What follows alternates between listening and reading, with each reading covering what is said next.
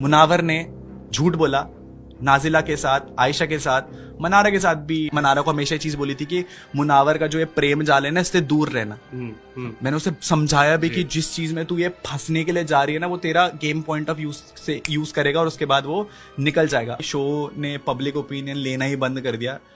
जो शो के जो विनर है वो ऑलरेडी फिक्स हो चुके हैं, वो आपको लाइक जिन्हें पता है उन्हें पता है। तो हमारा ओपिनियन आपका ओपिनियन मैटर भी नहीं करता है। जैसे आपका गेम रहा है, मैंने आपको किसी के साथ रोमांटिकली इन्वॉल्व होते हुए नहीं देखा।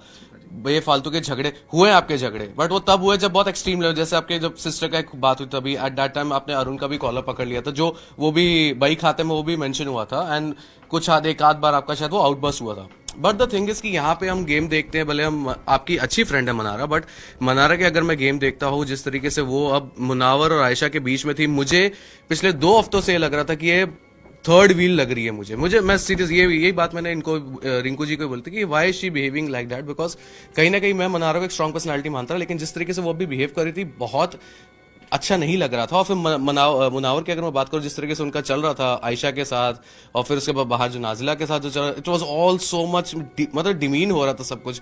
कहीं ना कहीं हम जिस प्लेटफॉर्म की हम बात करें, उसी प्लेटफॉर्म पे जो हम देख रहे हैं, वो हम शो को उस लेवल पे लेके गए कि हम फैमिली के साथ नहीं देख पा रहे, बिकॉज बातें ही ऐसे हो रही है। पाजी, मैं आपकी तारीफ करना चाहूंगा कि मैं पाजी की तारीफ करना चाहूंगा इस पूरे इंटरव्यू में कि भाई ये इंसान भी डंके की चोट पे चीजें बोल रहा है। कि हम जिस लेवल पे बिग बॉस को देखते थे ना, कि अगर मेरी मम्मी वो शो देखती थी तो मेरी मम्मी को यार मम्मी को ये लग रहा था कि भाई अब ये लड़का 2 लड़कियों के साथ घूम रहा है बाहर, ईशा वाला अभिषेक वाला जो मैटर हुआ, उन्होंने ऐसी ऐसी चीजें बताई हैं जो नेशनल टेलीविजन पे किसी की भी लड़की के लिए बहुत डिमीनिंग होगी। यार हम शो जीत जाएंगे, बट उसके बाद सोसाइटी में क्या रिलेटिव, मैं आपको बताता हूँ जिस फैमिली बैकग्राउंड से मैं आता हूँ या आप आते हैं, आपको पता है कि एक सोसाइटी भी एक तरीके से लोगों को देखती है कि भाई इज्जत करती है।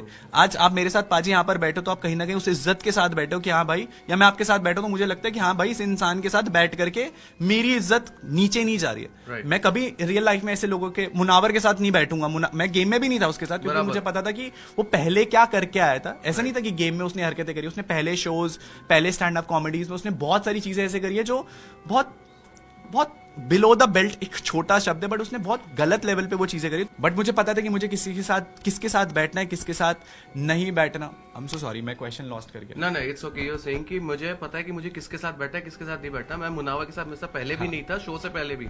मैं ऐसा नहीं कि शो में आके मेरा उसके साथ रिश्ता खराब हुआ। आई नो वो कैसे काम करता है, उसके स्टैंड अप। मनारा के बारे में हम लोग बात कर रहे थे, हम लोग बहुत लंबी इज्जत की हम फैमिली के साथ नहीं देख सकते। बिल्कुल। तो मैं आपकी तारीफ कर रहा था कि आपने डंकी की चोट पे चीज बोला कि इस बारी का बिग बॉस आप फैमिली के साथ छोड़ करके बोलिए। जो टीनेजर्स हैं, जब ईशा का वो इंसिडेंट हुआ था ना नेशनल टेलीविजन में, तो पूरी सोसाइटी, मैं घर की बात कर रहा हूँ, घर की बात, तो घर वालों ने एक आइडिया फॉर्म कर लिया था, यार ये लड़की नेशनल टेलीविजन पे क्या कर रही है। जबकि ईशा ने ना कभी ये झूठ नहीं बोला था नेशनल टेलीविजन पे, ये मेरा ये मेरा बॉयफ्रेंड है। उसने हमेशा चीज बोली थी, हाँ उसने ये चीज बोली थी मेरा एक्स बॉयफ्रेंड है, और वो डर गई थी कहीं ना कहीं वो एक्सेप्ट करें, बट उसने चीजें हमेशा रियल रखी थी।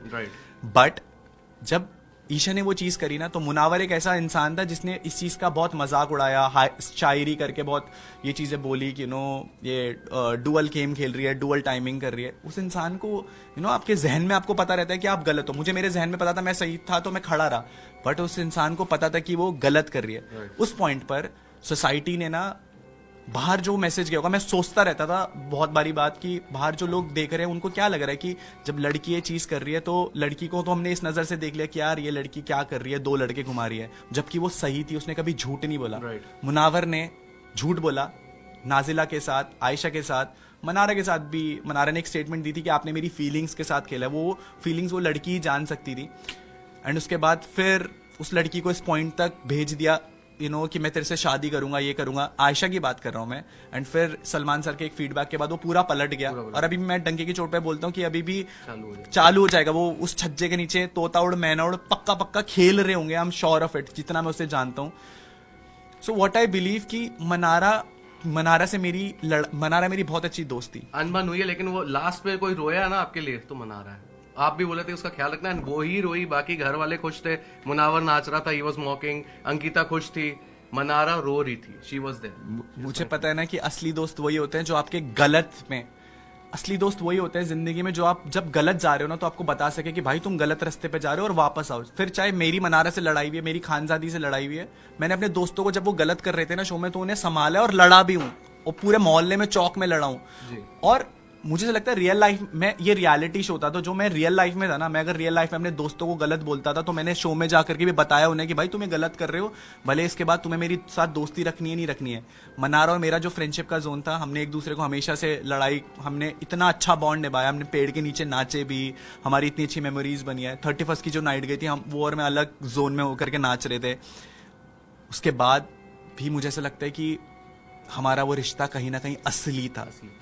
यू नो, लोगों ने बोला ना कि अंकिता जी ने मुझे एक बात बोली थी कि तूने दोस्ती नहीं निभाई, बट इस पूरी दुनिया ने देखा है कि दोस्ती वो नहीं होती कि तुम जब तुम्हारे दोस्त गलत हो तो तुमने बोला अरे तू तो सही कर रहा है गेम में, तू तो ये कर रहा है। मैंने मनारा को हमेशा ये चीज बोली थी कि मुनावर का जो ये प्रेम जाल है ना, इससे दूर रहना। मैंने उसे समझाया भी कि जिस चीज में तू ये फंसने के लिए जा रही है ना, वो तेरा गेम पॉइंट ऑफ व्यू से यूज करेगा और उसके बाद वो निकल जाएगा। अब मनारा को बिल्कुल साइड लाइन करके वो आयशा के साथ है। अब कहाँ गई मुनावर वो दोस्ती जो 6-6 8-8 घंटे आप बैठा करते थे पहले मनारा के साथ, अब एकदम से आयशा के आने के बाद वो दोस्ती कहाँ निभाई, वो रिश्ता कहाँ निभाया। आज उसको एक दूसरी लड़की मिल गई, मैं बोलता हूँ अगले दिन कोई और वाइल्ड कार्ड आएगा ना, कोई और एंगल जो 4-5 नाम बाहर चल भी रहे मुनावर के लिए, वो आयशा को छोड़ करके भी उसके साथ बैठ जाएगा कि भाई अब चल आजा तेरे साथ, यू नो चिड़िया उड़ के अब कोई नया गेम ही खेलेगा, कबड्डी खेलेगा, क्योंकि अब टीम बड़ी होती जा रही है। सो आई एम रियली हैप्पी कि यू नो लोगों की रियलिटी सामने आई। और मनारा को बस मैं अभी तो जाएगा नहीं उसको अंदर मैसेज, बट मनारा उसके प्रेम जाल से बाहर आओ और अपनी गेम खेलो इंडिविजुअल की तरह और B strong inside.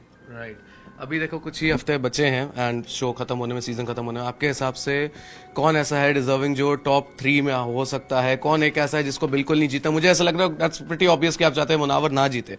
So top 3 में कौन लगता है आपको, कौन जीत सकता है? मैं बिल्कुल ऐसा नहीं चाहूंगा कि कोई कंटेस्टेंट ना जीते। बस मैं ये चाहूंगा कि लोग ऐसे कंटेस्टेंट को लोग छोड़ो, मैं आपको बता दूं लोगों के ओपिनियन तो मैटर करते नहीं है, वो तो मेरे इलेक्शन के बाद हम लोगों ने देख लिया। बिग बॉस एक पब्लिक ओपिनियन शो होता है, इस पॉइंट पर मुझे लगता है कि शो ने पब्लिक ओपिनियन लेना ही बंद कर दिया। जो शो के जो विनर है वो ऑलरेडी फिक्स हो चुके हैं, वो आपको लाइक जिन्हें पता है उन्हें पता है। तो हमारा ओपिनियन आपका ओपिनियन मैटर भी नहीं करता है। बिग बॉस को जो पसंद आएगा उसे, जो उनके फेवरेट है उन्हीं में से कोई ना कोई, विकी या मुनावर फिक्स्ड है वो ऑलरेडी। बिग बॉस को पता है, बिग बॉस ने ऑलरेडी यू नो अपने फेवरेट चूज कर लिए थे। मुझे लगता था ये शो बायस्ड है, बट मुझे ये नहीं पता था कि ये शो अनफेयर है। अनफेयर और बायस्ड होने में एक बहुत बड़ी लाइन है।